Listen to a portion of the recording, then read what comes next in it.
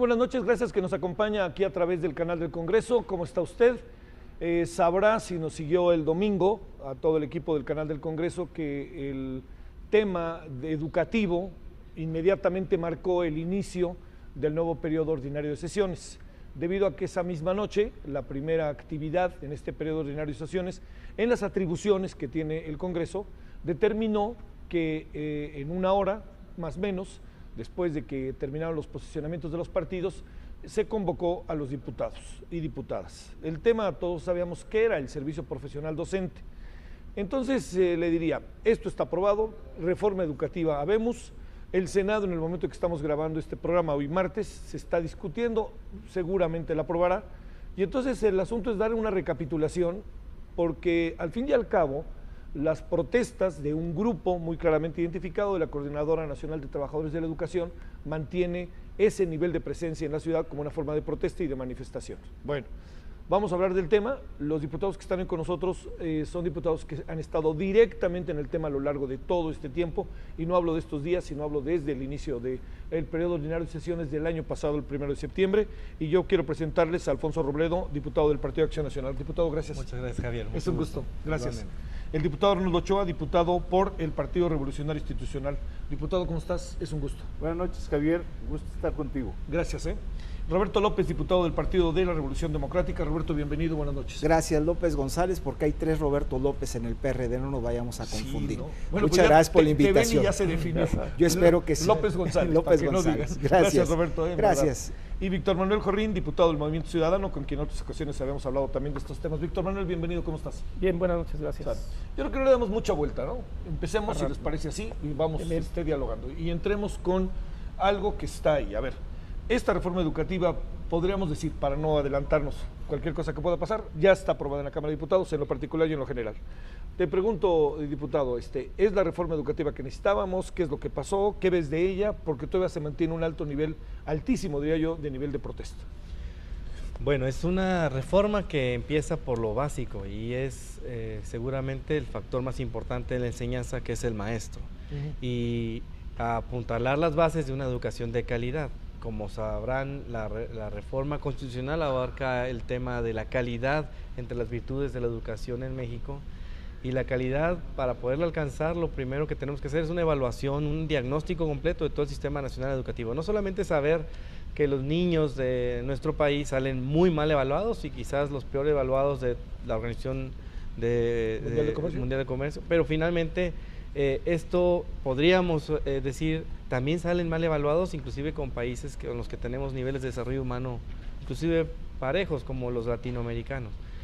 Hay una serie de valores y de intereses creados en el gremio magisterial que no estaban dejando que esto saliera más rápido, que esto pudiera tener signos de progreso.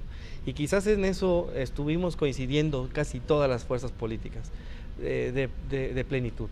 Lo que se finalmente consigue es tener una evaluación en todos los términos que permite dar un diagnóstico de cómo vamos a estar, una evaluación además obligatoria de todo el sistema nacional educativo y sus componentes, no solamente el maestro, también los alumnos, también la infraestructura, también los contenidos, los programas, todo lo que tiene que ver con la educación en este país. Y la parte polémica que tiene que ver con la forma en que vamos a organizar el servicio profesional docente, cómo vamos a tratar de que al maestro se le reconozca por su desempeño, por su capacidad, más que por lo que en este momento puede llegar a ocurrir, que es por la forma en que se pueden llegar a ser directores a través de otro tipo de intereses, ya más gremiales que el tipo que tiene que ver con la capacidad o con el desempeño mismo del maestro. Hay maestros que no enseñan bien matemáticas en la mañana, pero en la tarde dan clases particulares a su mismo salón para que ahí sí puedan entender lo que viene en los libros de texto. Hay una serie de cosas en el programa de carrera magisterial, muchísimos cursos que reciben los maestros de México, dicen que es el profesional o el trabajador que más que capacita al año del mundo, pero ninguno de estos les está dando la oportunidad de ser un mejor docente y que esto se refleje finalmente en la capacidad que tienen los alumnos de resolver problemas, más allá de lo obvio, que es lo que finalmente se puede calcular que resuelvan según las últimas estadísticas y resultados del Instituto Nacional de Evaluación. Así que lo que resuelve esta esta parte de la reforma, que seguramente habrá una segunda etapa, es la calidad de la educación a través de la evaluación, cómo podemos medir qué tanta calidad tenemos para poder fijarnos una meta más concreta, emplear los recursos necesarios, direccionarlos debidamente y mejorar la oportunidad que tengan los maestros de que sea su desempeño, su capacidad para salir adelante en todo esto. Diputado, déjame plantearte algo que he escuchado constantemente. Los maestros, algunos que se inconforman respecto a la reforma educativa, plantean por qué razón concentrar todo en la evaluación de los maestros. Esta parte, ¿cómo la ves? Porque al fin y al cabo también traemos una crisis histórica en este país en la evaluación de los alumnos. ¿Cómo evalúas a un alumno después de un semestre? Y Sí. pienso en la universidad, digo, entiendo que es primaria, pero hasta en la universidad es difícil. ¿Cuál es este criterio de evaluación de alumnos? No, tenemos muy poco tiempo evaluando a los maestros, Sí. y algo un poquito más evaluando a los alumnos. En realidad la evaluación es nueva para nuestro país y la estamos haciendo a partir de que se crea incluso con Fox una especie de instituto nacional, como que ahora se crea, todavía desconcentrado en ese entonces, pero sí es importante decir que no solamente se recae la responsabilidad en el maestro. Para el maestro tenemos una oportunidad con el servicio profesional docente de que sea esta forma de evaluar su desempeño la que le mantenga siempre en alto y que podamos a través de ello saber qué hace falta para que los maestros enseñen mejor. Pero se evalúa parejo, se evalúa todo el sistema educativo y eso va a hablar también de infraestructura, porque es algo muy importante que yo creo que debemos resaltar y no se ha comunicado debidamente, que la evaluación va a tomar en cuenta los contextos económicos, sociales, culturales. Hablaban de una evaluación estandarizada, estaban en contra de la evaluación estandarizada. Por supuesto que los de la Junta de Gobierno del INE plantearon que era posible hacer una evaluación que contemplara todo esto, porque no es lo mismo evaluar al desempeño escolar de un niño en San Pedro Garza García, que es el municipio más rico del país, a evaluar a alguien que vive en la selva de la Candona o alguien que vive en la Sierra Tarahumá. Entonces, esos contextos, por supuesto que influyen, no tienen que ver con el maestro y hay que tomarlo en cuenta también. ¿Cómo la ves, diputado? Además, tomando en cuenta que, bueno, tú fuiste uno de los que partió y que presentó el tema, etcétera. ¿Cómo la ves, diputado? Mira, me gustaría empezar por hablar de la reforma constitucional al tercero y al 73, que dio origen a dos leyes reglamentarias, la del Instituto Nacional para la Evaluación Educativa, la Ley General del Servicio Profesional Docente y reformas que se hizo a la Ley General de Educación. ¿En qué consiste esa reforma? Elevar a rango constitucional la calidad de la enseñanza, de la educación. Ese es el tema. Y aparte se habla de que el ingreso, la promoción, la permanencia, el reconocimiento, se hará una ley reglamentaria en donde, importante esto, con pleno respeto a los derechos constitucionales de los trabajadores. ¿Por qué quise iniciar con esto? Porque desde la reforma misma constitucional quedan garantizados los derechos laborales de los trabajadores docentes. ¿En qué consiste la reforma entonces? La calidad, ¿a través de qué? Empezando por la selección de los docentes. Se trata de que sean por concursos de oposición, con convocatorias claras, en donde se defina el perfil, las plazas, los parámetros, se definan los tiempos, las plazas que se van a concursar, etcétera, etcétera. ¿Y por qué el ingreso? Porque queremos erradicar de una vez por todas esas malas prácticas que tienen que ver con el favoritismo y el influyentismo, para que en el ingreso sean favorecidos no los mejores, y también para erradicar por completo las prácticas de ventas de plazas, que son actos de corrupción. Entonces, lo primero que tenemos que hacer es elegir muy bien a los mejores maestros en un concurso de oposición que le dé equidad a las aspiraciones de quienes pretenden entrar y ser maestros. Hay que escoger los mejores. Segundo, la situación que tiene que ver con la evaluación y la permanencia. La evaluación es todo un proceso. No es una prueba en donde a ver quién obtiene un mayor número de reactivos a base de respuestas directas o de respuestas múltiples. No, se trata de un proceso que evalúe lo que el maestro logra con sus alumnos, es decir, cuál es el nivel de aprovechamiento que logran los educandos. Segundo, se evalúa el desempeño del maestro con los grupos, con las familias, con la comunidad, con la colonia, el desempeño que tiene él con conocer más a los alumnos de sus problemas, de su familia, de su entorno social. Ese es el desempeño del maestro y obviamente la infraestructura educativa. Todos esos componentes son importantísimos, pero hay uno más, la opinión de los padres de familia. Aquí se va a tomar en ese proceso de evaluación la opinión de los padres de familia para que de esa manera la evaluación no se vuelva punitiva, sino que la evaluación le dé elementos a la autoridad educativa para que ella vea cuáles son las insuficiencias y las fortalezas del docente. Y entonces a través de una serie de cursos gratuitos, de calidad, que la autoridad educativa tendrá que realizar, ir cubriendo las deficiencias que tienen los maestros. Y hay otros aspectos que se tienen que regular, los estímulos y algo importante, la promoción. La promoción a cargos de dirección y de supervisión. Que sean los mejores, que sean los que tienen liderazgo en sus escuelas para poder ser el director, que haya idoneidad en los conocimientos, experiencia magisterial, que exista también directores escogidos entre los que tienen mayores capacidades.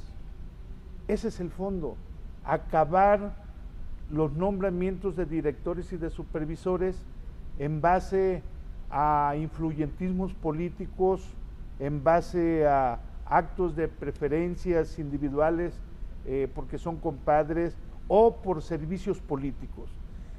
Quienes supervisen y quienes sean los directores de escuela tendrán que ser los mejores, igual que como en el ingreso. ¿Hay derechos laborales? Sí. ¿Hay una carrera magisterial actualmente? Sí, que tiene que ver con la promoción y con los estímulos. Bueno, esos derechos a base se van a conservar y se van a respetar. Y mientras se migra a un sistema integral que tendrá que ver, lo tendrá que hacer la SEP, un programa integral, entonces todo lo de carrera magisterial se respetará, ahí estará presente. Y otro tema que es muy importante, en este caso, se ocupa y se requiere un gran debate nacional sobre el modelo educativo. Esto lo dicen los padres de familia, lo exigen pues los sindicalizados del Sindicato Nacional de Trabajadores de la Educación, lo dicen los de la coordinadora. Pues ya está ese tema dentro de la Ley General de Educación. Hay un transitorio que es el 12 y que nos va a permitir en poco tiempo en hacer una buena organización para hacer un gran debate nacional sobre el modelo educativo. ¿Esto será cuándo? No, pues no quiero adelantar fechas, pero ¿Piensan que en su legislatura podría ser o lo ves difícil? Sí, se hará en esta legislatura, que nos interesa bastante la reforma educativa. Muy bien. Roberto, ¿cómo ves las cosas en ese sentido? Yo creo que están echadas a andar como ya también definiciones y posiciones, ¿no? Sí, respecto Javier, al tema, Roberto. Me parece que esta ley, como casi todo en la vida, de lo deseable lo posible. En esta iniciativa del Ejecutivo, no salieron todas las cosas como el Ejecutivo las pretendía, pero tampoco no todas se tiraron al cesto de la basura, sino que hubo una serie de elementos muy importantes que teníamos que rescatar. En esta ley me parece que al haberse escuchado todas las voces, incluso las más estridentes, y en donde hago un paréntesis para decir que aquí sí que la política sirvió para la solución de conflictos, porque haya quién sabe en qué deparado si se hubiese aprobado las leyes en los términos como las mandó el Ejecutivo. Se escuchan a todas las partes y finalmente se llega en esta ley, en lo general, tanto en la reforma del constitucional como en las leyes secundarias, las reglamentarias, se rescatan cosas muy importantes. Por ejemplo, durante muchos años, los partidos de izquierda veníamos, sobre todo el PRD, clamando porque hubiera mayores fondos para la aportación de la educación básica. Y con la ley con las modificaciones a la Ley General de Educación, esto va a lograrse. ¿Esto qué significa? Que se va a batir el rezago de aquellas entidades donde tenían pocas aportaciones para la educación y vamos a tener una mayor aportación. ¿Qué tenemos que rescatar de esto? Evidentemente que la evaluación que hoy nos ocupa y que hemos estado haciendo algunas reflexiones, no debemos de tomarlo como la parte central de una reforma educativa. Si nosotros vamos a evaluar solamente a los maestros, creo que estaríamos cometiendo una gran equivocación. Sí, y ser injusto además, ¿no? Yo lo he dicho, que la educación es un conjunto de factores y el maestro es una parte visible, pero habría que evaluar las políticas públicas de hace 30 años a la fecha. ¿Qué estamos haciendo por la educación básica? ¿Qué ha dejado de hacer el Ejecutivo y el Legislativo en esta área? Nosotros no debemos de evadir nuestra responsabilidad. Como Legislativo teníamos que aportar la parte que nos correspondía de todas las fracciones y expresiones políticas para tratar de hacer una ley lo más conveniente, como un primer paso fundamental y elemental para la transformación de la educación en México. No podemos quedarnos en este primer paso, evidentemente. Esperemos de que luego haya acciones de mayor fondo, que vendrán seguramente el Ejecutivo, la parte legislativa ya la hicimos. Ahora tenemos que darle mayores recursos a las entidades que no lo tienen. Tenemos que construir aulas y tenemos que capacitar a los maestros, aquellos que dan clases bajo el mezquite, bajo un árbol, en condiciones realmente paupérrimas, desfavorables. Y entonces luego podremos decir que esta reforma educativa tiene sus efectos positivos. Algunos diputados del PRD, porque habrá que decirlo que no todos, estamos convencidos que este es el camino. Si nosotros permanentemente oponemos a una propuesta que nos parece positiva para el desarrollo social del país, sería un verdadero desacierto que no lo acompañáramos. Lo acompañamos con ideas, lo acompañamos con propuestas, algunas veces son aceptadas y otras no, pero hacemos nuestro esfuerzo por ser escuchados. En esta reforma, me parece que las fuerzas de izquierda fueron escuchadas, al menos en el PRD, y además algo muy importante, esta cantidad de maestros que se movilizaron en días pasados, que nos mostraron una faceta que no quisiéramos ver de los académicos, del magisterio, y que lamentablemente la conocimos los que son del DF y los que venimos del interior del Estado, que no quisiéramos verlo porque es un mal ejemplo para nuestra niñez. Pero bueno, ya está, ellos aceptaron el adendum que presentamos en esta ley del servicio profesional docente. Perdón, Roberto, ¿lo aceptaron? Claro que lo aceptaron. Porque ellos hoy platicaba con Francisco Bravo y me dice que nunca lo aceptaron. Bueno, hay una nota de Mural el día de ayer. Mural Guadalajara. No, perdón, de Reforma. De Reforma, Mural, bueno, sí, Mural, sí entiendo. Muy regionalista, ¿verdad? Acordándome de mi tierra, además, ¿no? Perdón, como debe de ser. Entonces, ahí dicen, en privado lo aceptan, pero el público no lo van a decir. ¿Y saben por qué? Pues por una razón muy simple, porque no tienen cómo explicarle a la base lo que ellos mismos estaban consintiendo. Hay un pliego petitorio que lo dejan en la Comisión de Educación, en donde se recoge el 90% y se refleja en el adendum. Por eso muchos diputados dijimos, me parece que están atendidas todas las voces, están reflejadas y rescatan muchas de sus inquietudes, por eso vamos. Y no solamente por ello, votamos a favor, porque me parece que México necesita seguir trascendiendo a estadios de bienestar, y no se puede lograr sin la educación.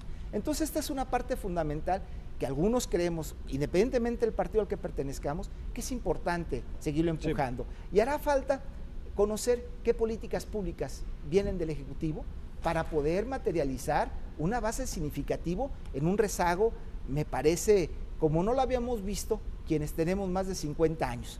Los que teníamos más de 50 años en este momento, medianamente le entendemos a casi todo, le entendemos a las matemáticas, sabemos de historia, le entendemos a geografía Y nuestros jovencitos adolescentes que llegan a la preparatoria, soy maestro de preparatoria y de facultad, es desastroso ver cómo una gran cantidad no sabe leer ni escribir, y con el perdón de toda nuestra juventud. No es culpa de ellos, pues es culpa de todo un sistema, no es culpa tan solo del maestro, es culpa de todo un sistema. No se puede generar educación si no les da la educación gratuita, no se puede generar educación gratuita si no les damos las condiciones para que lo hagan, que solamente piensen en estudiar, que no tengan otra preocupación. ¿En cuánto tiempo verías un cambio de esta naturaleza? No, entiendo que la reforma es un asunto de tiempos, ¿no? Pero, digamos, con base a lo que tenemos en cuanto la experiencia universitaria, que en la cual me encuentro yo muy involucrada, me parece que tenemos como unos 20 años en una reforma educativa en las universidades superiores. Somos evaluados, sí. Tenemos organismos exteriores tienes que presentar trabajos cada tanto tiempo, en fin. Nos evalúan para estímulos académicos, para entrar al PROMEP. Pero además, eso no ha solucionado los grandes rezagos de la educación superior, ni nos dan más dinero, ni tampoco nos aumentan los salarios a los académicos, y terminamos por decir que esta reforma educativa que está en educación superior y media superior no ha concluido. ¿Cuándo va a concluir? Cuando tengamos todas las universidades el mismo trato que tiene. Si la UNAM se queja por un trato incómodo, las otras. Los demás estamos en subsistencia. Entonces, sí. Yo sí creo que, siendo optimista, espero que en 10 años se comiencen a ver, al término de ese sexenio, ojalá, y en 10 comencemos a ver logros muy sustantivos de esto que está sembrando sin decirlo por un asunto negativo, pero el PRD está dividido en esto, ¿verdad? Porque el Senado está dividido, en fin, ¿no? No lo digo como un aspecto negativo, cada quien trae su idea. Me parece que es como el reflejo de cualquier sociedad, no todos pensamos igual, hasta en una familia. Sale. Víctor Manuel, cuando yo escuché el discurso en el posicionamiento primero y luego cuando las posiciones el mismo domingo, ustedes tenían una posición, hasta donde entiendo, diferente, pero a ver, empecemos ahora sí que de cero, ¿cómo la ves? Sí, mira, en lo personal yo me opongo al proceso de la reforma, no por el contenido, o sea, es correcto y va por buen camino. Sí. Algunas cosas que hay que observar en la ley y que ponían en riesgo la permanencia de los maestros y que ya se corrigieron algunas de ellas. Sin embargo, quedan algunas con muchas dudas, y en lo que nos oponemos también es en el procedimiento para aprobar una ley, porque en la Cámara no se cumplieron los procedimientos que marca en tiempo para que nos den la oportunidad de leer y analizar, y que esto fue un tema que vimos también con la reforma, con el tema del presupuesto, en donde lo entregan al cuarto para las 12 y ténganlo, lo tienen los partidos grandes, ellos sí lo deciden, lo estudian, lo analizan, y a nosotros nos los dan en el último momento. Eso pasó en este caso en la reforma educativa. También pasó en la reforma educativa. Y bueno, pero bueno, esos serían los procedimientos, pero de fondo yo no estoy de acuerdo en el procedimiento, porque se está empezando al revés. Es decir, el error está desde el plan de desarrollo de gobierno para todo México. En este plan de desarrollo se plantea que para que la educación sea de calidad, primero hay que transformar a los maestros en una reglamentación para el maestro, y después nos vamos a la infraestructura educativa, y en tercer lugar nos vamos a la revisión de los planes y programas de estudio, y en último lugar nos vamos a la revisión de las normales. Y el procedimiento está totalmente al revés. Primero se debió de haber revisado, y es un tema que no contempla toda la administración de este gobierno, en cómo vamos a reformar la administración pública de la Secretaría de Educación Pública. ¿En dónde está la corrupción de la venta de plazas? No está afuera, está adentro de la Secretaría. ¿En dónde está el tortuguismo para los trámites en la Secretaría, para que un maestro baje de la montaña para ver sus trámites y tiene que perder una semana para poder estar ahí y dormir, a veces en las mismas oficinas, para poder tramitar la revisión de sus documentos? Entonces ahí es un problema que genera un tortuguismo de la operación del sistema. Plazas que no salen, plazas dobles, nombramientos dobles, en fin, una serie de problemas. Y los beneficios que se dan a quien le van a otorgar la plaza y a quien van a ascender no está en la primaria dentro del salón de clases ni con el director, eso está dentro de los funcionarios de la Secretaría de Educación Pública, ya sea de cada estado o de la federación, Y es grave el problema. ¿No es a través de un proceso evaluativo que toman esta No, decisión? Te pregunto, Víctor. No hay un proceso de evaluación. Realmente los ascensos quedan entre comillas por los procesos. Por eso yo estoy de acuerdo en el proceso de evaluación. Eso no me opongo, ¿no? Está bien. Es decir, esas prácticas irregulares están adentro de la Secretaría. Tú vas a la Secretaría y encuentras oficinas de la Secretaría que más bien parecen torterías y no parecen oficinas, en donde no encuentras a alguien que te atienda, en donde tú preguntas qué servicio hay y no sabes y hay ni de qué se trata, y te mandan a la ventanilla 14, ¿no? Y no es ahí, sino era en la 15 o en la 20, y tienes una serie de problemas administrativos. Entonces yo creo que para poder ordenar a los de afuera, como cualquier institución rectora de un grupo de escuelas o rectora de todo un sistema educativo nacional, primero hay que empezar por la casa. Entonces, primero hay que ordenar a la Secretaría, a todo el sistema administrativo, y después me voy para allá afuera. Ahora, ese sería, en mi opinión, el primer paso. Por eso me opongo a esto. ¿Por qué oponerme a esto? Porque sabía que lo que vendría es un conflicto magisterial, porque iba a haber dudas, iba a haber una serie de informaciones, a lo mejor no bien hecha la transmisión de la información, y a lo mejor hasta podríamos hablar de grupos interesados en que la transmisión de la información no fuera la correcta. Yo quiero mucho a mi país, pero también quiero que las cosas salgan bien y que no se hagan a escondidas, ni se hagan a pedazos, ni se hagan a la inversa. ¿Cuál era la parte primera? Esta. La segunda, que era urgente y que es más urgente, es darle las herramientas necesarias a los maestros para poder trabajar en sus escuelas. ¿Cómo es posible que tengas oficinas muy elegantes en el Distrito Federal y tengas en la montaña un salón, por salón, si le vamos a llamar así, una serie de ramas, y tengas por butaca una caja de jitomates como butaca, y tengas por pizarrón un pedazo de tabla y el piso de tierra, y quieres evaluar al maestro primero? Y ahora viene el otro problema. ¿Cómo vamos a evaluar sobre un método educativo, un modelo educativo que no sabemos si sirve o no sirve? Lo primero que hay que evaluar es el método, y luego hay que diseñar el método, capacitamos sobre un método nuevo que va a funcionar o adecuado, y después se evalúa al maestro. Pero ahora lo vamos a evaluar y vamos a gastar 28,000 millones de pesos, 28,000 millones de pesos para evaluar a los maestros en este sistema, para poder saber si el método que tenemos sirve o no sirve. No, van a evaluar al maestro, no al método. Entonces aquí está centrada la evaluación sobre el maestro y no sobre el método en sí. Ese es un punto, que yo creo que es fundamental entender los procesos de la organización y de la administración para poder reformar cualquier sistema. La ley, prueba de ello de que por las prisas se encuentra mal, se repiten los mismos artículos en diferentes temas, en diferentes puntos. El artículo 45, el 44 y el 25, me parece, o el 22, se repiten. Y los tres hablan sobre la temática de la venta, o de los favores que se puedan hacer en relación a dar un ascenso o que pueda hacer en la evaluación o acomodar a un maestro. Es decir, tenemos presente que el problema sigue vigente de la corrupción y lo tenemos repetido en 3 artículos y que no necesitamos 3 artículos, con uno solo. Pero ahí está el tema original. La falta de organización de la administración pública es en donde está el problema.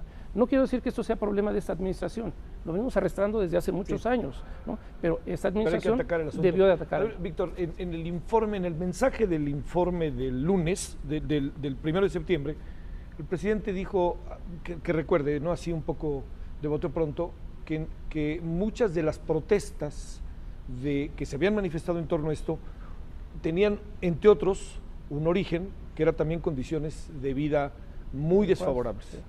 Y habló de una inversión en estas zonas en donde particularmente pasaba algo. ¿Le da un paliativo a esto? ¿Qué piensas que puede pasar con esto? Porque a lo mejor también ahí te empieza a cambiar un poco la película local, ¿no?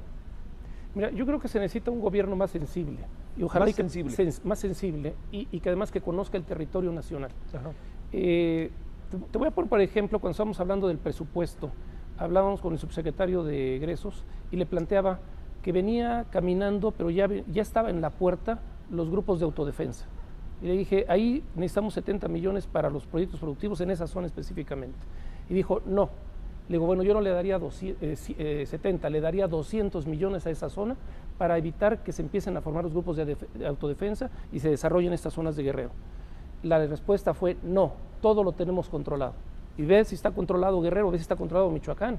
Tenemos ahí unos focos rojos tremendos. Ahora bien, querer hacer una inversión a través de los programas de desarrollo social no va a funcionar. Necesitamos una estrategia más regional y directa, en donde se necesita que los alcaldes también ayuden y tengan los recursos necesarios en cada una de esas comunidades para que podamos evitar la problemática. Muy bien, bueno, supongo que habrá mucho que comentar ahora, ¿no? Sobre este tema, sobre todo partiendo de algo que dice Víctor, que no sé si lo compartas.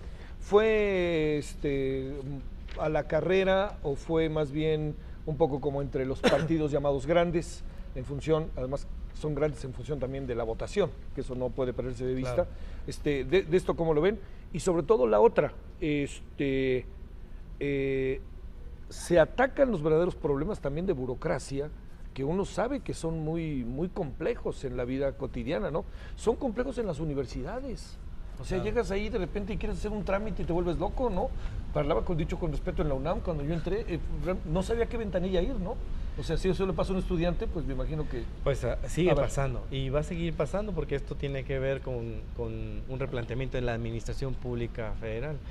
Pero a ver, hay un problema que, bueno, no es un problema, hay una situación. Tenemos uno de los sindicatos más grandes del mundo en el tema de magisterial. Es el más grande latinoamericano y compite con los chinos y compite con los de la otrora Europa comunista. Este monstruo que tenemos como sindicato, y lo hablo por el tamaño, no por otra cosa, generó intereses tan fuertes hacia sí mismo como hacia los partidos políticos que llegaron a gobernar. Se mostró como clientela, se presentaba, era una oportunidad de una masa de votos tremenda que podía más o menos movilizarse, y por supuesto que allí empezó el germen de las broncas que tenemos ahora con maestros que se consideran con el derecho de ser jamás separados de su trabajo, aunque no vayan a trabajar, comisionados que le cobran al gobierno lo que le deberían estar cobrando al sindicato en materia de sueldos, porque generan 7,000 millones de pesos creo que al año en puras comisiones de maestros que no están dando clase y que están por ahí cubriendo labores sindicales. Una serie de vicios a la hora de alcanzar la plaza, de tener una vacante, porque yo no conozco un maestro que esté queriendo entrar al sistema educativo que diga, fui a la Secretaría de Educación Pública. Van primero al sindicato. Es el líder del sindical el que les dice si van a entrar o no, el que les dice si van a ir por horas o por honorarios a otra escuela, y no hay manera de que alguien, una autoridad, diga, o no lo había hasta ahora, si esa persona merecía entrar a la vacante. Fue la neta, normalmente entraban los que eran capaces de movilizar, los que tenían virtudes además de maestros, pues de gente que podía tener una especie de liderazgo político de otro tipo. Ese tipo de cosas es lo que se quiso resolver con esta ley, por eso afectó tanto y por eso hay movilizaciones. Yo sigo pensando que el maestro no es el único factor, pero es el más importante. En Oaxaca seguramente hay muchas escuelas, ahorita no hay clases de todas maneras. ¿De qué le sirve el jacalón? ¿O de qué le sirve el salón de clases si no hay un maestro ahí? Están acá protestando. Ahorita los niños no tienen clases debido a eso, y el rezago que tiene un oaxaqueño o un guerrerense o un tabasqueño o un michoacano ya no le da para competir. Olvidémonos de en términos internacionales, ya no compite con un chihuahuense, ya no compiten contra un sonorense. No todos, Lo explico, pero en los términos, porque no, estoy de acuerdo que no hay todos. gente que vale y son muy buenos, ¿eh? Yo soy seguro que sí, pero sin embargo en términos de inversión, las empresas deciden no invertir en aquella parte, aunque es muy rica en recursos naturales, porque no hay recurso humano con el que puedan entrarle, y se lo tienen que traer otras partes, y empiezan las broncas, por ejemplo, con el tema cultural acerca de cuál es la inversión si finalmente no contratan gente de aquí. Y es un problema de origen, ¿no? No. Ahí también es un problema de pobreza histórica que uno tiene que también contemplar, ¿no? Y no se va a arreglar si no mejoramos el talento humano, si no hay recurso humano que saque la gente. Es una gran variable. Si en Oaxaca tenemos una riqueza cultural tremenda y es un centro de creatividad artística impresionante, pues ¿por qué no puede avanzar en otros temas? ¿Por qué siguen saliendo niños tan mal evaluados en las calificaciones? Y no tiene que ver con que el origen pueda ser indígena o no. Yo creo que la suma la puede hacer el niño que viene de una etnia o el niño que no viene de una etnia. Tiene que saber que 2 más 2 es 4. Tiene que saberse la historia de este país. Tienen que saber leer. Si no, no compiten. ¿Cómo vamos? Si no, no les vamos a dar las herramientas necesarias para que ellos salgan adelante por su cuenta y que sean mejores que sus papás. Porque pues de eso se trata, que cada generación de mexicanos nos vaya ayudando a ser mejor nación. y que cada uno de ellos tenga esta oportunidad de desarrollarse, no solamente quedarnos como estábamos. En Nuevo León hay lugares donde está la casa del abuelo, arriba tenemos la casa del papá y arriba tenemos la casa del hijo. Ninguno, picando piedra, pudo salir adelante, y estamos hablando de Nuevo León, pudo mejorar la condición del anterior. Esta educación que estamos recibiendo no nos está ayudando del todo para salir adelante, y tenemos que mejorarla desde ese momento.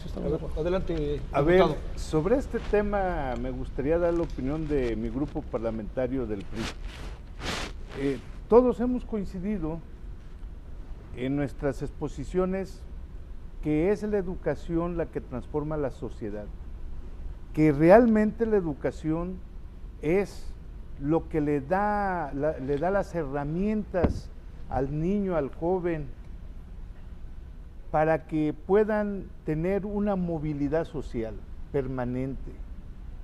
Ese es el tema de fondo.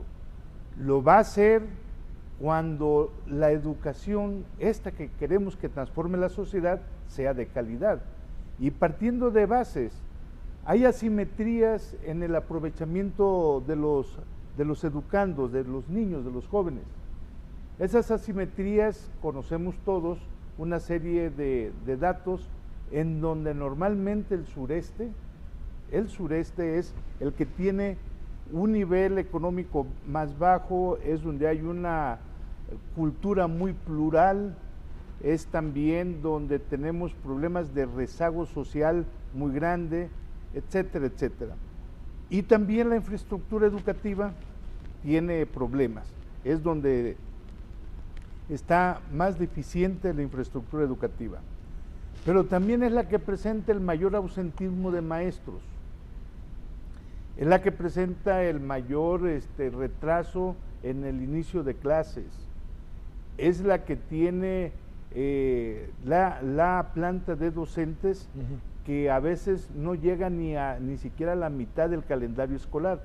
Obviamente esto repercute en los niños y los jóvenes que decimos que luchamos por ellos. ¿Tenemos muy claras las variables? ¿Por qué pasa esto, diputado? Sí se tienen claras. La primera es esto. Tú ingresas a primer año de primaria y te dicen, estas son las unidades de trabajo que vas a estudiar. Para eso se necesita un maestro con recursos didácticos, con conocimientos psicopedagógicos, pero también le ponen un calendario escolar. Si el maestro nada más va a la mitad del tiempo, pues evidentemente no va a poder cumplir con todas las unidades de trabajo. Ahí ya empieza un problema real, y el problema es el nivel de aprendizaje es bajo, porque no hay una transmisión adecuada del conocimiento, porque no se cumple con el calendario, porque no se desahogan todos los planes de estudio y los programas. Así de sencillo. Tenemos que ser objetivos. Yo creo que no debemos de tener una evaluación punitiva. No, sí. Definitivamente no. Pero sí se debe de ajustar a los calendarios. Y sí se deben hacer las evaluaciones no solo al maestro, como ya lo dijimos, a la infraestructura educativa, al nivel de desempeño del docente, al nivel de aprovechamiento del alumno, lo que opinan los padres de familia, el entorno social, la diversidad cultural, todo eso tiene que entrar para encontrar las deficiencias, como decía hace un momento, y las fortalezas. Después de ahí, ¿qué es lo que tenemos que hacer? Que cumpla el maestro, que cumpla con su obligación, que cumpla con un trabajo que se paga con los recursos de todos los mexicanos. Ese es el tema, uno de los temas principales, para que exista una educación de calidad. Si no empezamos una reforma educativa con el control, con la rectoría del gobierno sobre planes y programas de estudio, si no entramos con la calidad como premisa fundamental para elevar el nivel de aprovechamiento de los alumnos, es como vamos a transformar el sureste. Esas asimetrías en el desarrollo económico, en la generación de empleo, en el nivel de aprovechamiento de los alumnos, solamente se logra con una adecuada reforma educativa, que yo la veo de esta manera. ¿Cuándo vamos a empezar a tener resultados en educación básica? Sí. cuando los alumnos que entren a primer año de esta reforma educativa, sí, dentro de 6, en estos primeros 3 años, los de secundaria, que es parte de la educación básica, van a estar ya en la reforma educativa. Correcto. Y los de educación media superior, porque también la reforma comprende la educación media superior, va a ser dentro de 6 años, cuando los que están ahora en primero de secundaria egresen del bachillerato. Sí. Va a ser difícil hacer algo con preparatoria, porque estamos todavía en el mismo esquema, ¿no? Va a ser difícil que brinquen. Sí, entonces la reforma va a abarcar hasta la educación media superior. Si nosotros, yo creo que esto no es una cuestión de partidos solamente. Aquí en esta discusión han participado organizaciones sociales, sindicales, coordinadoras de maestros, expertos, los medios de comunicación. Tenemos desde enero y diciembre del año pasado discutiendo y debatiendo públicamente el tema de la educación. Recuerden que la aprobamos y se promulgó el 26 de febrero.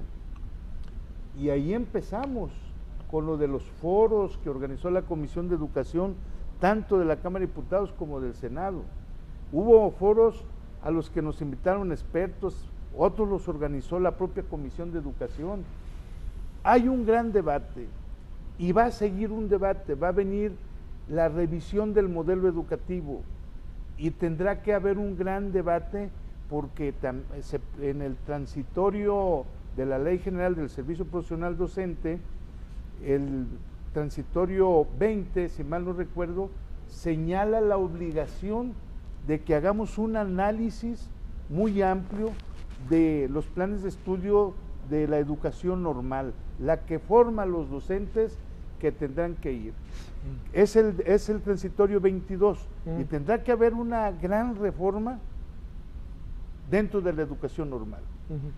Diputado, a ver, un asunto que yo creo que está muy latente es el tema sindical, ¿no? Que es es decir, a ver, da la impresión, en una suerte de hipótesis, la detención de la maestra Albester crea un estado de que el sindicalismo al interior del Sindicato Social de Trabajadores de la Educación podría entrar en una nueva etapa. Esa fue la percepción general. El sindicato se volvió poco crítico a partir de ahí, y era un sindicato en muchos momentos crítico.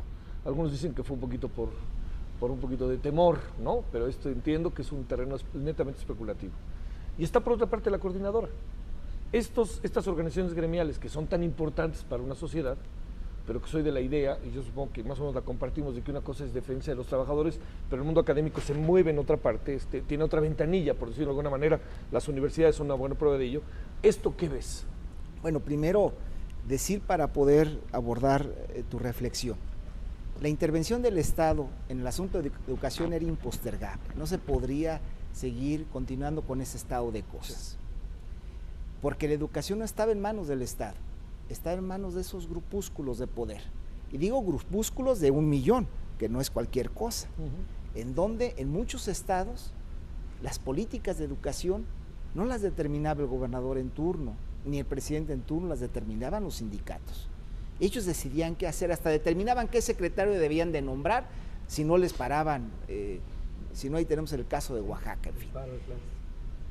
Tóquenle sus prebendas al sindicato, se ponen en huelga. Entonces, pero estos sindicatos, evidentemente que los dejaron crecer. Sí, claro. Los gobiernos en el poder, los alimentaron. Hay complicidades, diríamos. Los crecieron, los alimentaron, después ya no supieron cómo controlarlos. Si esta reforma, dijera yo, bendita reforma, viene a ayudar a resolver los problemas de control, de poder de facto que tenían estos grupos sindicales, bienvenida. Nosotros creemos que con esta reforma algunos diputados del PRD, que somos la mayoría, habrá que decirlo, de la fracción parlamentaria, creemos que era necesario acotar esa inconmensurable capacidad de poner de rodillas al Estado en los asuntos de educación. Y entonces nosotros creemos que si esto va a poner un dique y va a contener estos excesos de poder de estos grupos me parece importante. En la especulación hay mucho de cierto, a lo mejor, que se están portando así porque hay montañas de expedientes o a lo mejor algunos poquitos de expedientes en donde se portan mal y van a comenzar a sacarlos como le sacaron a la maestra Elvester, que curiosamente nadie la ha defendido, por cierto, y que la maestra con todos sus defectos era muy leal y se la rifó desde el 89, yo creo, por su gremio, y vaya que dio una batalla muy importante, y ahora ya la dejaron sola. Bueno, pero ese será problema que ellos tendrán que contestar. Y luego los de la coordinadora. Pero es un asunto para observar, ¿eh? Sí, la coordinadora, en donde encontraron, perdón si alguien difiere de mi punto de vista, que mediante el chantaje, la presión y la violencia pueden hacer lo que quieran. Y así tuvieron Oaxaca paralizado durante muchísimos meses, y así tuvieron y destruyeron el centro histórico. Era una lástima, muchos no iban a Oaxaca porque se iban a encontrar con escenarios realmente lamentables. Entonces, nosotros esperamos que con ello, con esta reforma, no sirva para meter varazos a los maestros, que tampoco sirva con una justicia selectiva, que si tú estás de acuerdo conmigo y me ayudas en el ejercicio del poder, pasas, si tu evaluación está extraordinaria, hasta te vas a tener un ascenso, y todos aquellos que sean incómodos para el gobernante en turno, utilizar ese mecanismo punitivo en términos para separarlo de las clases o no darle la supervisión o quitarle la inspección de alguna zona. No, yo creo que el Estado deberá ser muy responsable.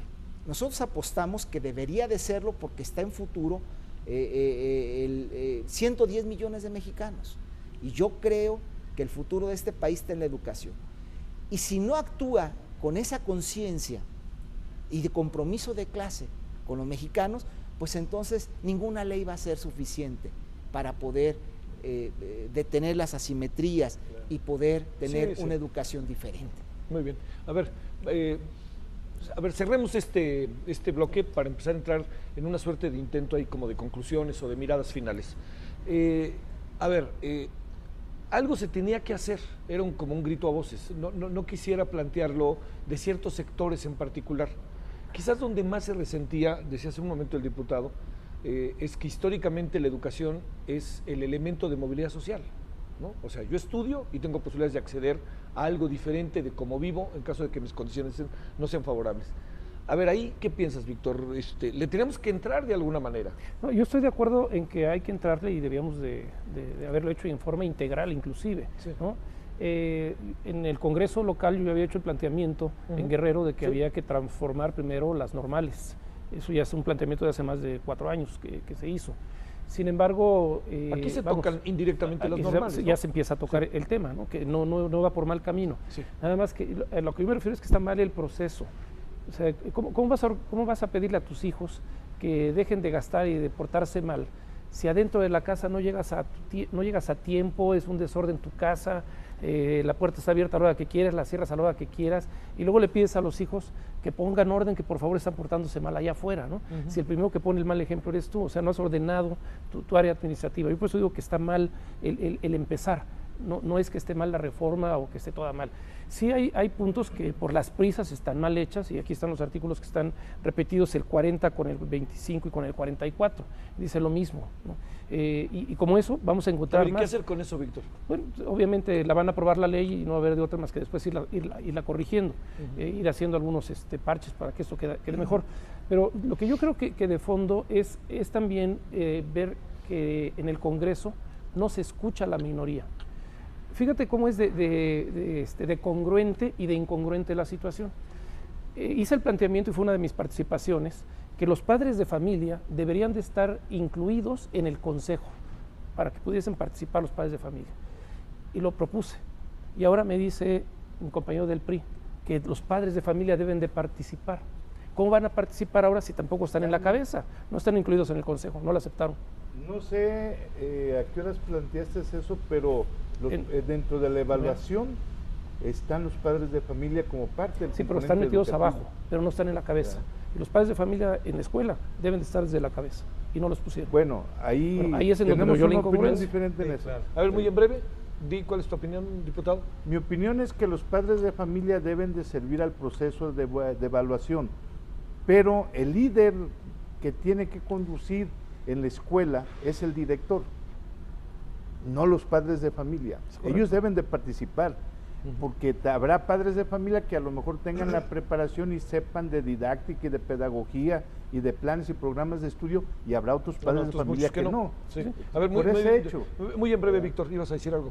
Muy en breve. Precisamente una de las recomendaciones de la Junta de Gobierno del INE fue que este instituto es eminentemente técnico y que el proceso de evaluación lleva a cabo un tecnicismo tal que los padres de familia pudieran aportar, por supuesto, mucho de ellos, pero no dominarlo al 100%. Entonces ellos deberían ser parte, pero desde un punto de vista más de observadores, que es finalmente como se pretende que participen. Estamos de acuerdo que es técnico el instituto, pero hay un consejo, y en el consejo es donde debe tener la participación ciudadana como padres de familia, no solamente rectores. Si es autónomo, los padres de familia deberían de tener una representación. Pero hay un consejo de vinculación social. Sí, pero no pertenecen al consejo, de educación que estamos marcando aquí. Pues ahí es donde debería de incluirse y no lo aceptaron. Simplemente es a lo que me refiero, que la minoría, no precisamente la mayoría siempre tiene la razón. También la minoría tenemos la razón, pero aquí la mayoría también debe de escuchar a la minoría. Yo creo que eso es algo muy, muy importante para que vengan los equilibrios en el país. El presidente lo mencionó. ¿Sí? Y dijo, obviamente, con respeto. A ver, nomás que termine para lo dijo el presidente, háganlo con respeto. Y lo hemos hecho con respeto, cuando menos un servidor lo ha hecho y no lo ha aceptado, ¿no? Me gustaría hacer un comentario ahí. Hay una iniciativa que presenta el titular del Ejecutivo, Enrique Peña Nieto, y luego una gran iniciativa sobre la reforma educativa. Es una reforma de gran calado. Después la dictaminamos en la Comisión de Educación con una votación de más de las 2/3 partes a favor. Ese dictamen se ve enriquecido. Hubo diálogo con el PRD, hubo diálogo con el Partido Nueva Alianza, hubo diálogo con los sindicatos, con Partido Acción Nacional, con el Partido Verde Ecologista de México, con la Coordinadora Nacional. Todos los que pidieron buscar un diálogo participaron, se hicieron más de cerca de 30 reformas y una cantidad de la original. Las propuestas no las aceptaron. Pero déjame decirte una cosa, Jorge. El adendum, eso fue parte de los acuerdos. Si hubieran ustedes dialogado con nosotros, como siempre lo hemos pretendido, por parte del PRI existe esa disposición. Lo que pasa es que a la hora que llegamos al debate son insultos, no hay propuestas, exceptuando algunos compañeros. De mi parte nunca he recibido un insulto. Por eso, Jorge, exceptuando algunos, lo estoy diciendo claramente, pero finalmente la ley son perfectibles. Las leyes son perfectibles y en la medida en que sigamos teniendo este diálogo, cuando se venga la revisión del modelo educativo, la revisión del sistema de educación normal, vamos a tener oportunidad de hacer cosas juntos. Por parte de nosotros, diálogo. Llegó un punto en la negociación de esta ley que creo que los actores políticos nos dimos cuenta, o rescatamos parte de lo que estaban planteando las voces disidentes y las voces estridentes, o nos quedábamos con un documento mucho más desastroso para este inicio. Entonces, por eso dije en un principio, de lo deseable, lo posible. Esto fue una ley posible. Claro que tenemos que mejorarla, no quedamos de acuerdo conformes con la de telecomunicaciones, tampoco con la ley laboral, con la de telecomunicaciones la apoyamos, la ley federal del trabajo no, y van a ver sus consecuencias, y estamos viendo algunos detalles. Esta también, no, el PRD no estuvimos totalmente de acuerdo en el total contenido de esta ley, pero vaya que había cosas que sí eran muy rescatables y que en nuestro punto de vista valía la pena, incluso el sacrificio de las críticas mordaces que nos hicieron a quienes votamos a favor de esta ley, porque nosotros creemos que es lo que le conviene al país y era mejor un instrumento que saliera en estas condiciones que como inicialmente se había aprobado. Por eso lo acompañamos y seguiremos acompañando estos esfuerzos que nos permitan inicializar, vaya la expresión, iniciar un proceso de transformación del país, y por algo tenemos que empezar. A ver, déjame hacerte una pregunta, Víctor. ¿Cómo enfrentar, incluso teniendo ustedes una posición crítica respecto a la reforma, el problema que tenemos hoy con la coordinadora? Es decir, ¿cómo buscar la manera de darle vuelta? Si es que se le puede eventualmente dar vuelta, ¿no? Sí, mira, hay temas que son de permanencia. No puedes cambiar una cultura que se ha formado desde hace 50 años de la herencia de las plazas y cambiarlas de la noche a la mañana, porque eso va a generar problemas.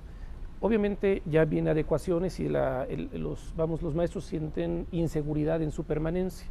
¿Qué pasaría si lo mismo hiciéramos en el Seguro Social? ¿Qué pasaría si hiciéramos lo mismo en Pemex y en CFE? Inmediatamente vamos a tener la protesta de todos estos grupos y ahora la pregunta sería, ¿nada más vamos a hacer reformas a los maestros y los demás no? Esa es una pregunta que se hace a la sociedad. Ahora, ¿qué es lo que hay que hacer? Pues todos queremos una seguridad en nuestro trabajo o en nuestro negocio o en la actividad que realizamos. Los maestros piden seguridad y les preocupa básicamente la corrupción.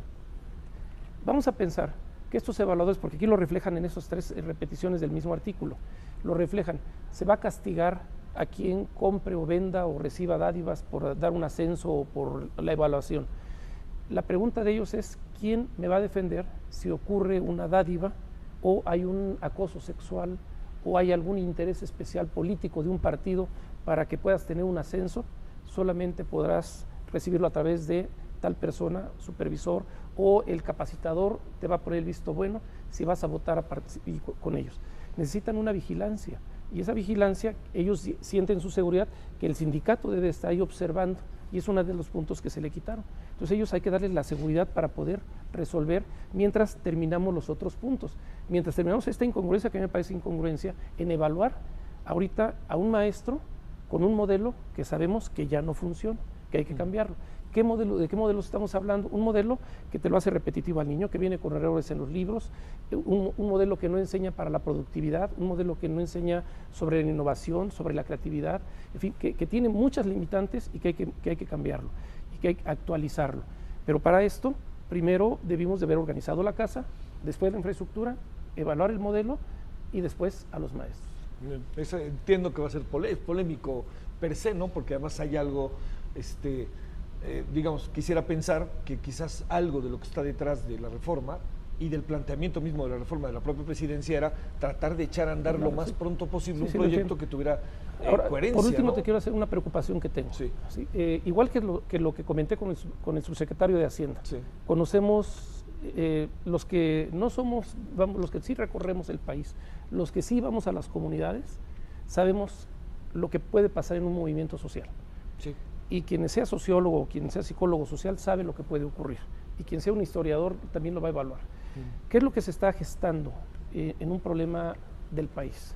¿Sí? Hay brotes muy fuertes, grupos de autodefensa, narcotráfico, la inseguridad, la baja de la economía, que se esperaba que fuera muy alta y se nos bajó a 1.8, y que lo que se espera para el año que viene también la esperan más baja todavía.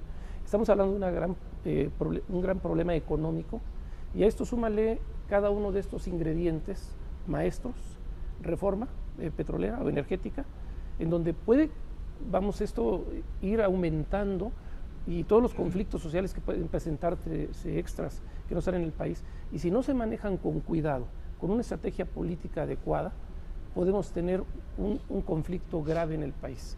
Y es importante atenderlo. Por eso la importancia, yo hice un llamado aquí al secretario de Gobernación, al secretario de Educación, para que platicáramos directamente con los maestros, para que no hubiera un enfrentamiento. Afortunadamente no se dio, pero se les pueden infiltrar grupos y echarle la culpa a los maestros, pero se te pueden infiltrar también, como en el ESME ocurrió, o se pueden infiltrar en una marcha del Seguro Social o de los médicos, como ya ha ocurrido en otras ocasiones. Entonces hay que tener mucho cuidado, y obviamente el sistema de inteligencia de Gobernación debe estar actuando, pero es peligroso, ¿no?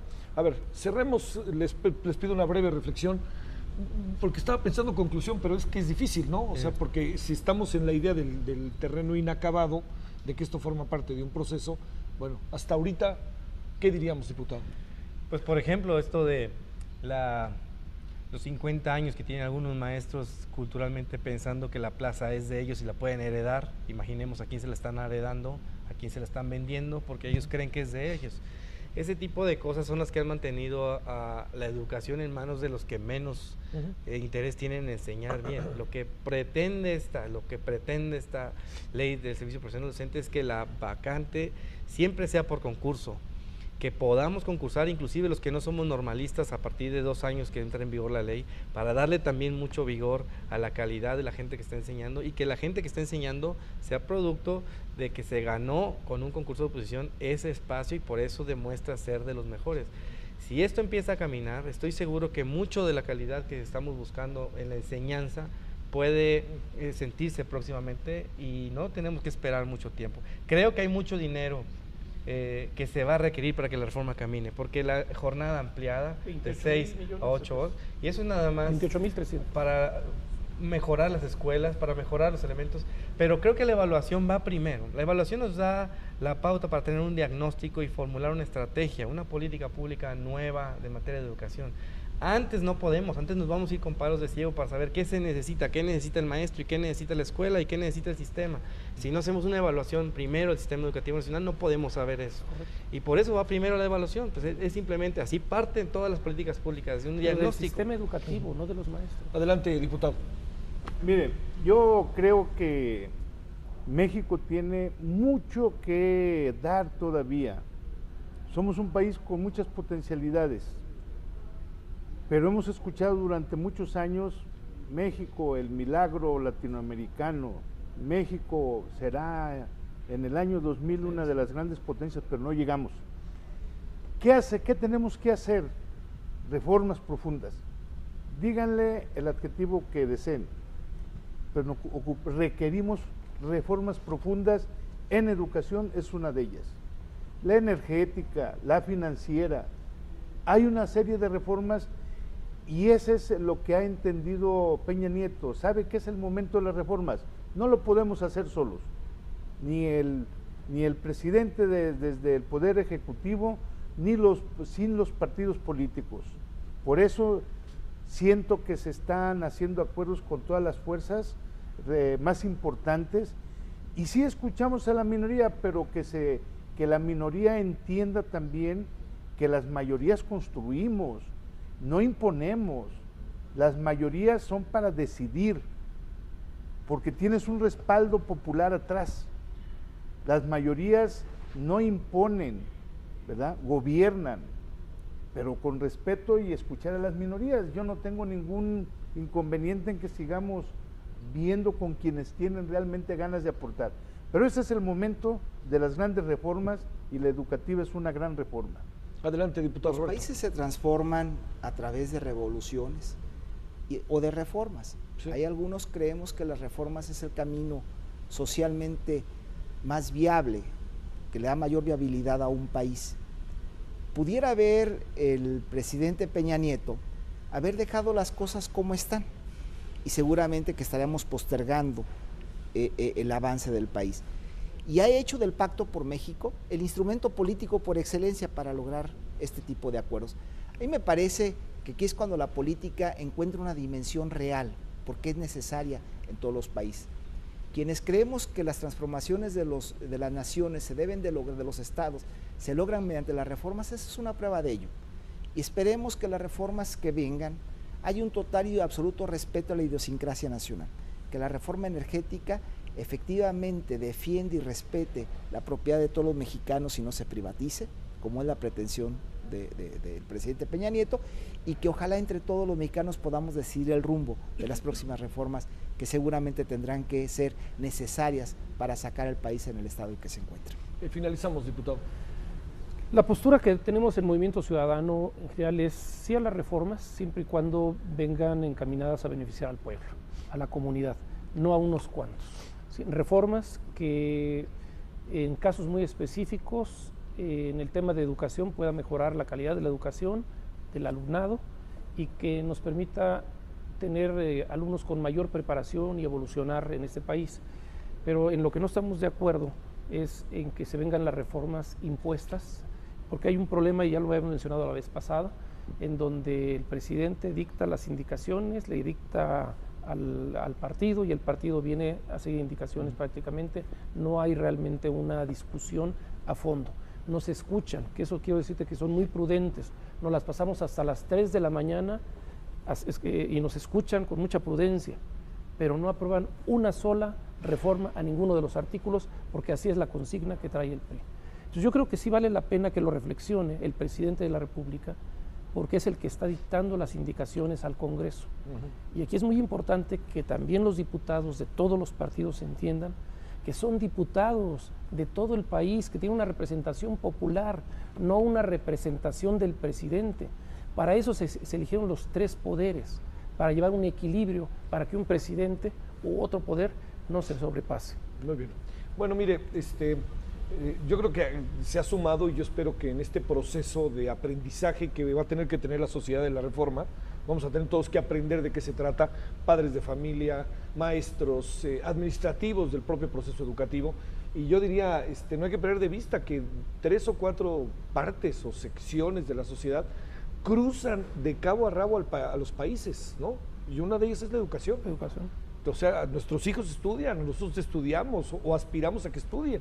Y ya nomás con eso entramos en ese rumbo del sistema educativo. Vamos a ver qué decide el Senado, creo que todos sabemos por dónde va, pero también le diría algo, este es un tema que como hoy se ha planteado, también no hay que perder de vista, forma parte de un largo proceso. Y ahí es donde veremos qué es lo que se acaba haciendo.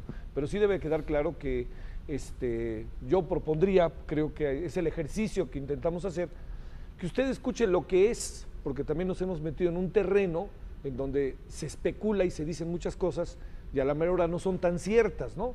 Y esto creo que debe de ser también un pie de toque, para echar para adelante cuando venga la reforma fiscal y cuando venga la reforma energética, que serán temas que serán calientes y candentes en la sociedad, ¿no? Bueno, ya hablaremos pronto, veremos qué pasa antes de que acabe el año, ¿no? ¿Cómo va, digamos, por ahí de noviembre, cómo fue esto que ustedes aprobaron, ¿no? Eso serán estas primeras pruebas de fuego, ¿no? Ya en la cotidianidad, ¿no? Muchas gracias, diputados. Es un gusto, les agradezco mucho que hayan estado con nosotros aquí en su sede, pero en el canal del Congreso. Muchas gracias. Bueno, les recuerdo, estamos hoy miércoles 9 de la noche, el domingo por la noche a las 10 de la noche y el lunes a las 9 de la noche usted puede ver este programa sobre el servicio profesional docente, que en el fondo fue la discusión sobre la reforma educativa. Muchas gracias, buenas noches, pásela bien.